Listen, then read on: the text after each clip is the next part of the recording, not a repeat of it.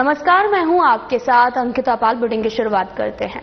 बुरहानपुर विधायक और पूर्व कैबिनेट मंत्री अर्चना चिटनिस की 25 साल की मेहनत आज रंग लाई है। विश्व की सबसे बड़ी ग्राउंड वाटर रिचार्ज परियोजना तप्ती बेसिन मेगा रिचार्ज के साथ MOU साइन हुआ है और इससे न केवल क्षेत्र का समग्र विकास और भूजल उपलब्धता की सुनिश्चितता मिलेगी, बल्कि गिरते हुए भूजल को स्तर में मदद करने वाली होगी। यह एक ऐतिहासिक क्षण है जब ये MOU हस्ताक्षर होकर मध्य प्रदेश महाराष्ट्र के मध्य आदान प्रदान किया गया है। इस MOU के हस्ताक्षर दौरान जो है वो योजना की सूत्रधार अर्चना चिटनिस भी उपस्थित रही। वहीं सीएम डॉक्टर यादव ने कहा कि तप्ती नदी के संरक्षण और पुनर्जीवन की दिशा में शुरू होने वाली इस परियोजना के साकार होने से निर्माण की धरती तर होगी। क्षेत्र के कई जिलों को सिंचाई, पीने और उद्योगों के लिए पर्याप्त जल उपलब्ध होगा। जल प्रबंधन को नई दिशा प्राप्त होगी। निश्चित ही जल संरक्षण और पर्यावरण संतुलन की दिशा में ये परियोजना मील का पत्थर सिद्ध होगी।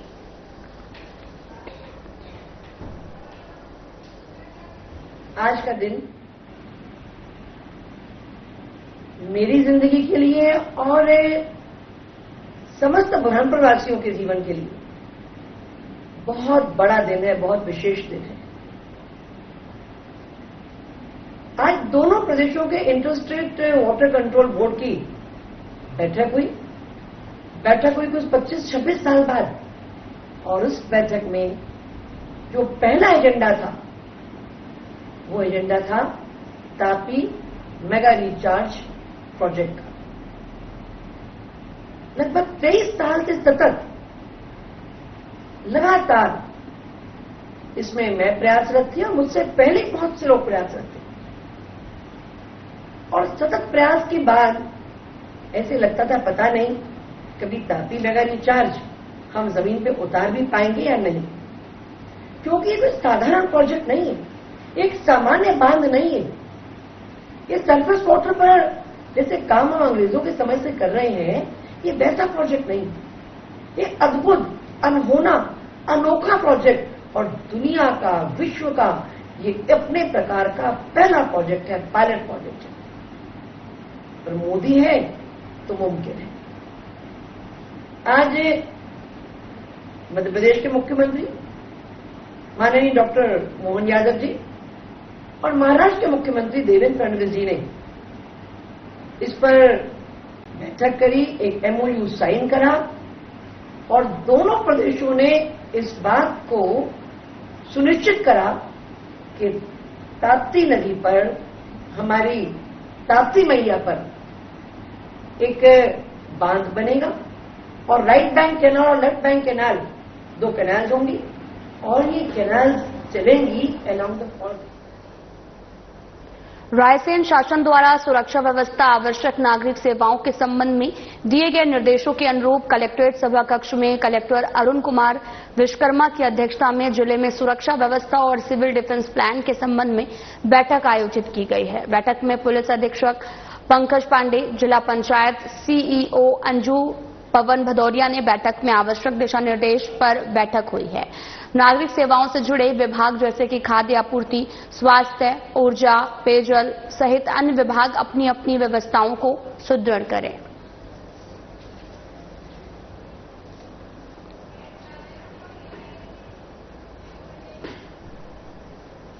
खरगोन में कायाकल्प योजना के तहत इन दिनों इंदौर रोड पर चौड़ीकरण को लेकर हो रहे इस जद में आ रहे एक पीपल के पेड़ को शनिवार को नवग्रह मेला ग्राउंड पर ट्रांसप्लांट किया गया है। ये कार्य वरिष्ठ उद्यानिकी सेवानिवृत्त अधिकारी दशरथ सिंह यादव के निर्देशन में शांति समिति सदस्य समाजसेवी परविंदर सिंह राजू चावला ने किया है। चावला ने यह भी बताया कि ये पेड़ अब पूरी तरीके से सुरक्षित और जीवित है। समाजसेवी परविंदर सिंह राजू और सेवानिवृत्त वरिष्ठ उद्यानिकी अधिकारी दशरथ सिंह यादव की पहल को अफसर जनप्रतिनिधियों ने भी सराहा है। इसको लेकर समाजसेवी परविंदर सिंह राजू चावला और सेवानिवृत्त वरिष्ठ उद्यानिकी अधिकारी दशरथ सिंह यादव से साधना न्यूज ब्यूरो आमिर शेख ने खास बातचीत की है। देखिए आप। बहुत स्वागत है आपका साधना न्यूज में। मैं हूं आपके साथ आमिर शेख। आज फिर से शहर के प्रमुख समाजसेवी परविंदर राजू चावला की अनुकरणीय पहल सामने आई है। यहाँ आपको बता दूं मैं, यहाँ पर खरगोन में, यहाँ मेन रोड पर एक जो पीपल का वृक्ष, एक वृद्ध वृक्ष जो था, उसको यहाँ स्थानांतरित करने का काम किया जा रहा है। आइए हम राजू चावला जी से बात करते हैं। राजू चावला जी, ये वृद्ध वृक्ष पीपल का जो पेड़ है, इसको पुनः आज स्थानांतरित करने का काम आपके द्वारा किया जा रहा है, इसके पीछे क्या मकसद है? पीपल का यह वृक्ष अनेक लोगों का आस्थाओं का केंद्र बिंदु रहा है। अनेक नागरिकों ने यहाँ पे पूजा अर्चना एक समय होती रही है, और उसी के तहत आज जब ये रोड चौड़ीकरण के अंतर्गत ये वृक्ष की कटाई हो रही है, इनको हटाया जा रहा है, तब हमने यादव जी के माध्यम से एक बीड़ा उठाया। इस वृक्ष को हम लोगों ने जहां पूर्व में 5 वृक्ष स्थानांतरित करके लगाए हैं, वहीं पे इसको भी लगा के हम एक पहल करने जा रहे हैं, जिससे कि वृद्ध वृक्षों की सुरक्षा और उनकी पर्यावरण के दृष्टिकोण से हम कीमत समझें, एक संदेश शहर में जाए, ये भी हमारी एक सोच है। नगर पालिका परिषद द्वारा विकास कार्य चल रहे हैं, इस चौड़ीकरण को लेकर इस पीपल के पेड़ को भी हटाना जरूरी था, आपके द्वारा अनुकरणीय पहल की गई है। खुद सांसद गजेंद्र सिंह पटेल भी यहाँ पहुंचे थे, क्या कहना चाहिए? सांसद महोदय भी अभी यहाँ से होकर गुजरे हैं, उन्होंने भी जो इस पहल का बहुत स्वागत किया है, और हमारी सोच रहेगी शहर में जो भी ऐसे वृक्ष आवश्यकता अनुसार कटते हैं तो उसको स्थानांतरित करने की पहल स्वयं नागरिक करें, उस क्षेत्र के लोग करें। पूर्व में भी चौड़ीकरण के दौरान आपके द्वारा 5 वृद्ध वृक्षों को स्थानांतरित कर यहाँ मेला ग्राउंड पर लगाया गया है, क्या कहना चाहेंगे? यह सब परमात्मा की देन रही कि जो वृक्ष कट रहे थे उसे देख के हमारे शहर के अनेक नागरिक दुखी थे, उनकी दुख की पीड़ा को हमने समझा, स्वयं मेरी पीड़ा को मैंने समझा, और कलेक्टर भव्या मित्तल जी के माध्यम से अनुमति लेकर के हमने उन वृक्षों को स्थानांतरित किया। और मुझे यह बताते हुए हर्ष है कि आज लगभग 1 माह हो चुका है, यादव जी के माध्यम से जो जानकारी हमें मिली, वो वृक्ष पूरी तरह जीवित हैं और जल्द ही उसमें हरी पत्तियों का लहलहाना हम सब देखेंगे। चलिए, बहुत शुक्रिया परविंदर राजू चावला जी आपका। तो आपको बता दूं मैं, कलेक्टर भव्या मित्तल जी की परमिशन के बाद जो है ये जो वृद्ध वृक्ष जो है इनको स्थानांतरित करने का ये अनुकरणीय पहल परविंदर राजू चावला जी ने मेला ग्राउंड पे की थी। आज फिर से ये जो वृद्ध पीपल का पेड़, मैं आपको बता दूं, ये पीपल का पेड़ जो है यहाँ सुखपुरी पे मेन रोड पर जो है चौड़ीकरण का कार्य चल रहा है, और ये पीपल का पेड़ भी स्थानांतरित किया जा रहा है। हमारे साथ में वरिष्ठ उद्यानिकी अधिकारी सेवानिवृत्त दशरथ यादव जी भी हमारे साथ मौजूद है। दशरथ यादव जी से बात करेंगे। दशरथ यादव जी, क्या कहना चाहेंगे? मैं तो अभी जो चावला साहब ने ये अनुकरणीय एक पहल शुरू की है, क्योंकि पर्यावरण के लिए और पौधों को बचाने के लिए अगर जिस प्रकार से सभी लोग आगे आएंगे तो पर्यावरण भी सुधरेगा, पौधे हमारे बहुत बचेंगे। और ऐसे बहुत से पौधों को हम जो है कि क्योंकि जमीन पर तो सारे विकास कार्य होना है, और विकास कार्य होना है तो पौधों को बलिदान होना है, तो बलिदान से अपन बचाते हैं। जो बलिदान शब्द को ही बदल सकते हैं अपन, और आज उनको बलिदान नहीं कहते हुए आप उनका पूरा पुनर्जीवन करके, अनुकरणीय पहल करके हम पुनर्जीवन पौधों को दे सकते हैं, और जिससे कि सभी के प्रति, पौधों के प्रति एक आस्था और जो है कि एक चिंता बन जाए कि नहीं, पौधों को बचाना जरूरी है। बहुत शुक्रिया दशरथ यादव जी आपका। तो आपको बता दूं मैं, शांति समिति सदस्य शहर के प्रमुख समाज सेवी परविंदर राजू चावला की अनुकरणीय पहल, ये जो पीपल का वृक्ष है, ये वृद्ध वृक्ष को यहाँ स्थानांतरित कर मेला ग्राउंड पर लगाया जा रहा है, और ये राजू चावला की अनुकरणीय पहल को लेकर यहाँ शहर में हर्ष व्याप्त है। कैमरा पर्सन देवेंद्र सोनी के साथ में खरगोन से आमिर शेख, साधना न्यूज। प्रधान जिला न्यायाधीश विधि सक्सेना के निर्देश पर साल की दूसरी लोक अदालत का आयोजन झाबुआ, थांदला, पेटलावद में किया गया है, और इस लोक अदालत के लिए कुल 13 खंडपीठों का गठन किया गया, जिसमें 163 प्रकरणों में 160 का निराकरण किया गया है। साथ ही आपको बताते चलें कि प्रोलिटिगेशंस में कुल 203 में से 143 प्रकरणों का निराकरण में 243 व्यक्तियों को लगभग 25 लाख की अवार्ड राशि भी पारित की गई। इस प्रकार कुल 303 प्रकरणों का निराकरण हुआ। लोक अदालत के माध्यम से कई पक्षकारों के मध्य समझौता भी हुआ। लोक अदालत भी अधिवक्ता, लोक अदालत के खंडपीठ के सदस्य, जिला विधिक सेवा प्राधिकरण के कर्मचारी और साथ ही यहां पर सराहनीय सहयोग रहा है।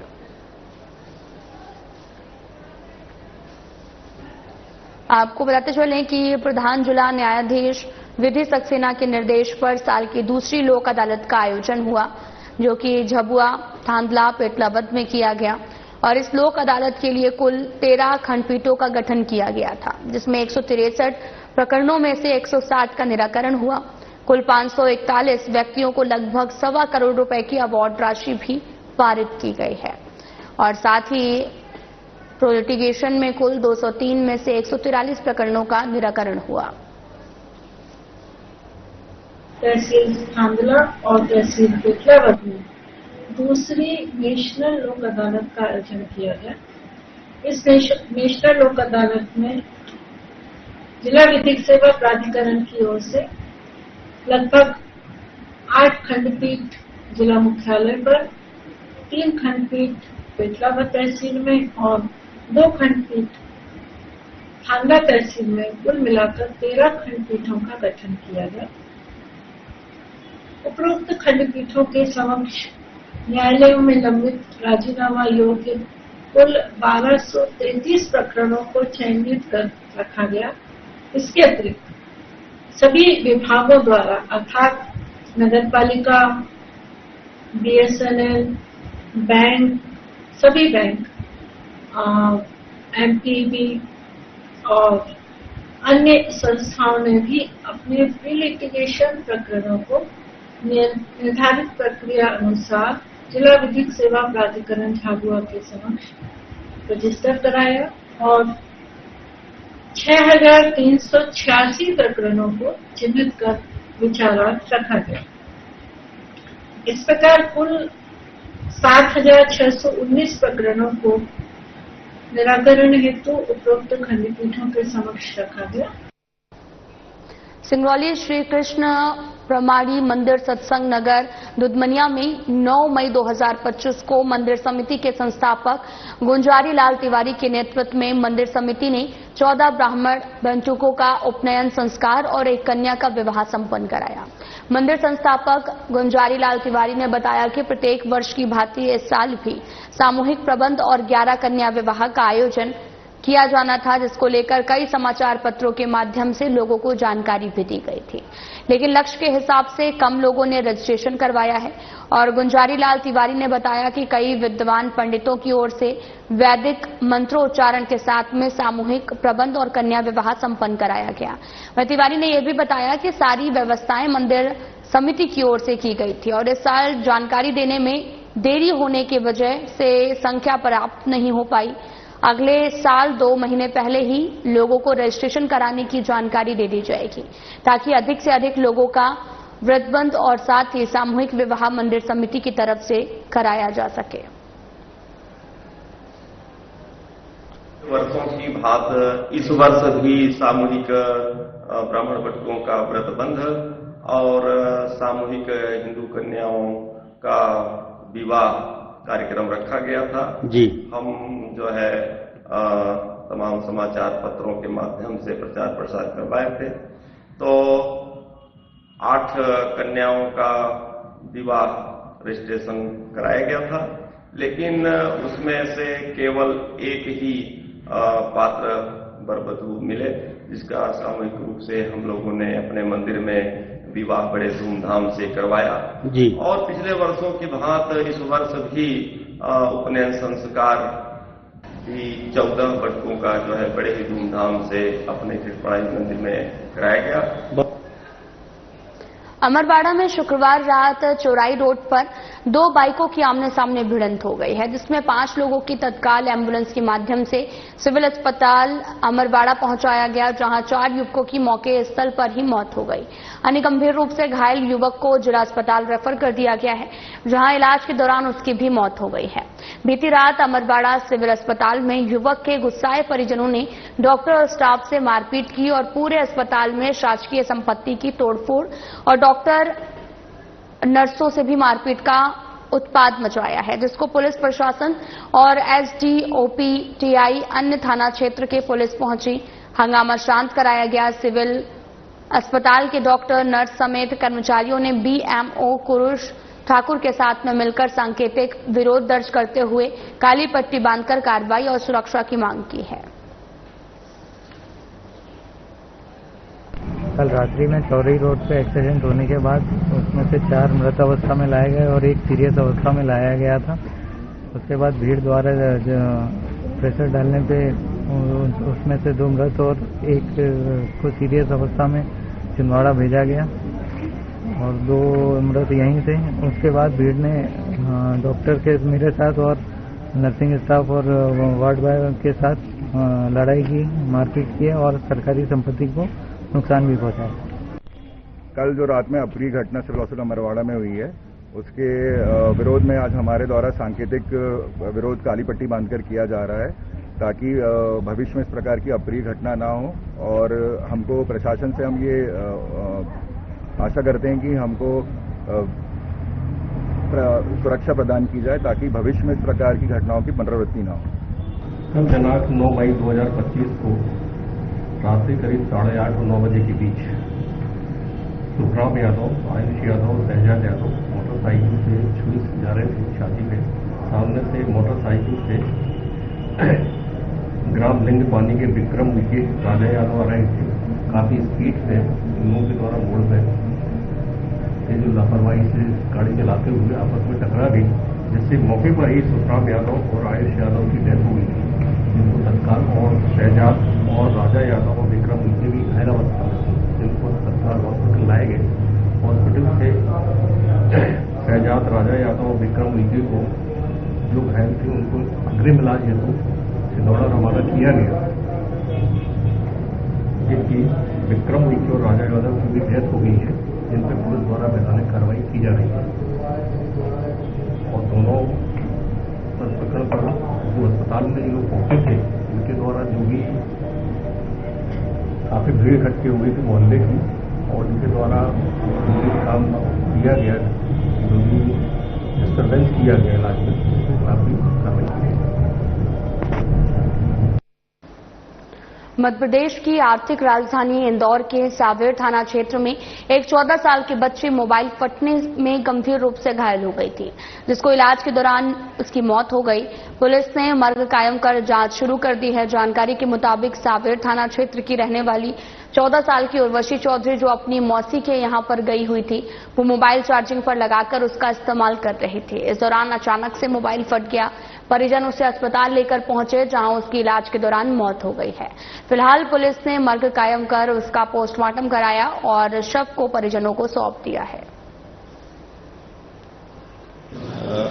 अभी सांवेर थाने में कल रात को एक बालिका की मर्ग की सूचना आई थी, उसमें जानकारी ली।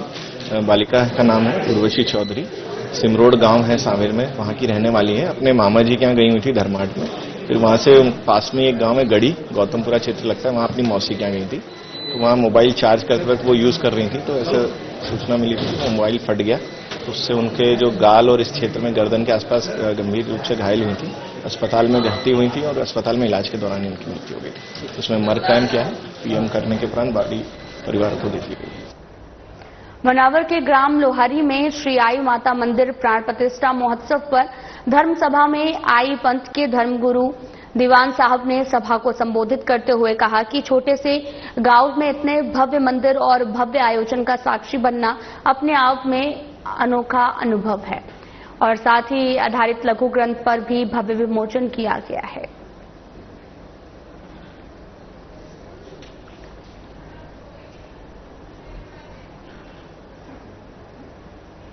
भारतीय सेना द्वारा किए गए ऑपरेशन सिंदूर के बाद में सोशल मीडिया पर भ्रामक और आपुष्ट सूचनाएं प्रसारित किए जाने की घटनाएं सामने आई हैं। भ्रामक जानकारी के कारण कानून एवं शांति व्यवस्था की स्थिति निर्मित न हो, इसको देखते हुए कलेक्टर एवं जिला मजिस्ट्रेट रविंद्र कुमार चौधरी ने भारतीय नागरिक सुरक्षा संहिता 2023 की धारा 163 के अंतर्गत प्रतिबंधात्मक आदेश जारी किया है। इस आदेश के अनुसार कोई भी व्यक्ति सोशल मीडिया प्लेटफॉर्म जैसे कि व्हाट्सएप, फेसबुक, इंस्टाग्राम आदि के माध्यम से किसी भी प्रकार की आपुष्ट और भ्रामक, आपत्तिजनक, सांप्रदायिक या उन्माद फैलाने वाली जानकारी का प्रसारण नहीं करेगा।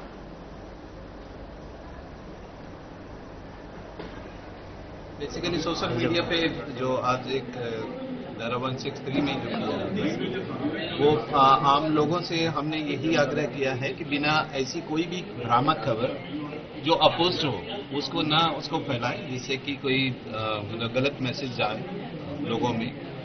जो भी यदि भारतीय सेना की जो ब्रीफिंग होती है, हमारे रक्षा मंत्रालय की जो ब्रीफिंग होती है, तो उसकी जो भी कंटेंट है हम उसी को लेकर के हम आगे बढ़ें।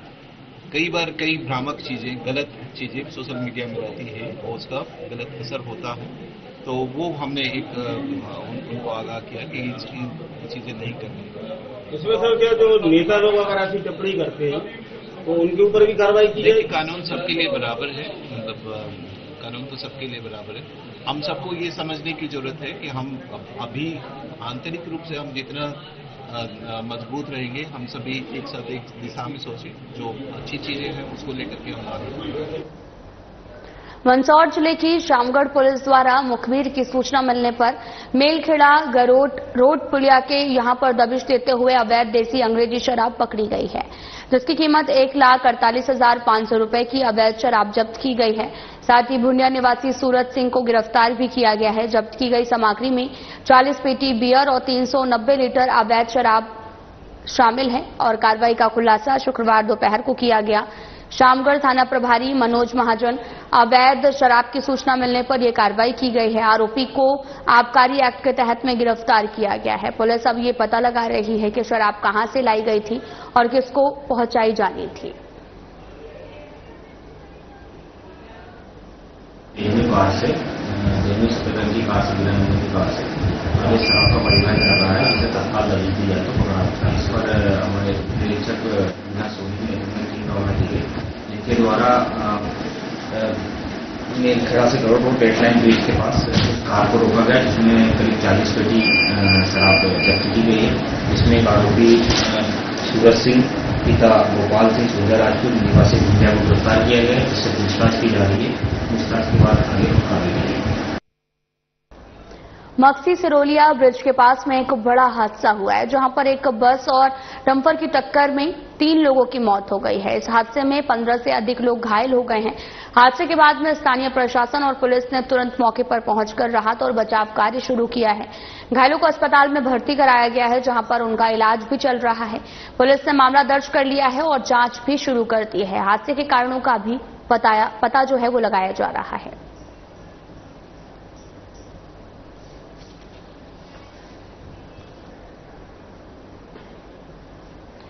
तो सिंगरौली जिले के चितरंगी में खड़ी बस में आग लग गई है और ड्राइवर और प्रशासन की सूझबूझ से बड़ा हादसा टल गया है। चितरंगी बस स्टैंड के पास में रोड पर एक खड़ी जयसवाल ट्रैवल्स की बस में अचानक से आग लग गई। घटना के समय बस में यात्री नहीं थे, जिससे एक बड़ा हादसा टल गया है और आग लगने का कारण अभी तक स्पष्ट नहीं हो सका है। लेकिन बताया ये भी जा रहा है कि बस की तेल टंकी से अचानक से अजीब सी आवाज आई और तुरंत आग की लपटें उठने लगी। घटना की सूचना मिलते ही चितरंगी एसडीएम सुरेश यादव और तहसीलदार ऋषि नारायण सिंह, हल्का पटवारी रमाशंकर बैस और स्थानीय ग्रामीण मौके पर पहुंचे। तत्परता दिखाते हुए आग पर काबू भी पाया गया है।